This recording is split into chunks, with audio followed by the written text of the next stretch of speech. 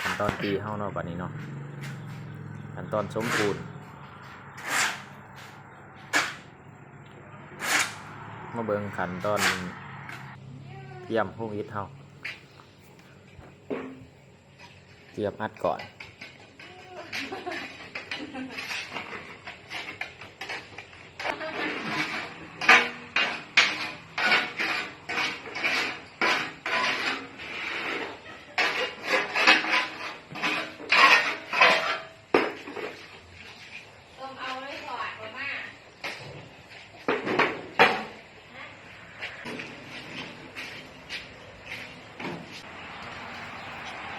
ใส่อีกตัวนึงหันพอดีโดดใส่อีกตัวนึงมีส่วนสลดด้วยเนาะพี่น้องพ่อพอดีโดดนี่ส่วนสลดแล้วก็มาถอกใส่กระโปรงอิฐเลย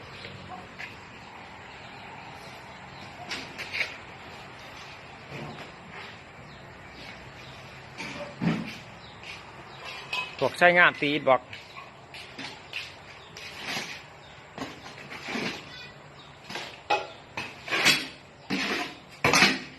ปั๊บให้มันเที่ยง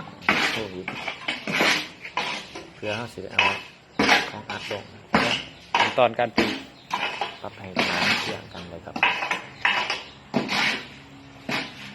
คอยเปิดเครื่องสั่นเครื่อง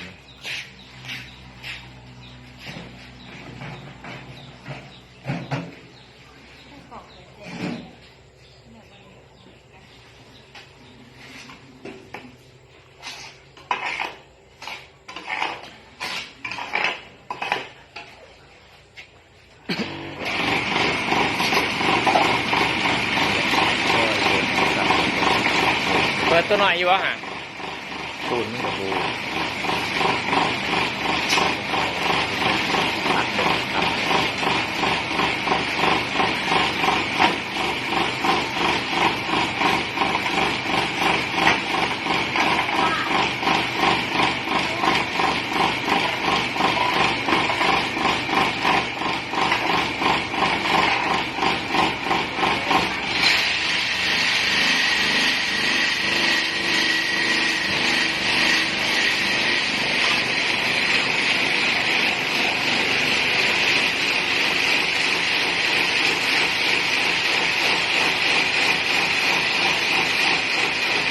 ไม่ยาว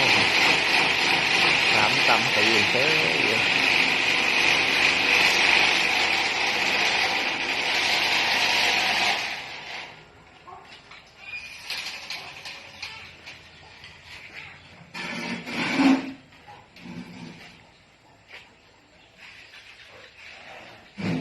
เอา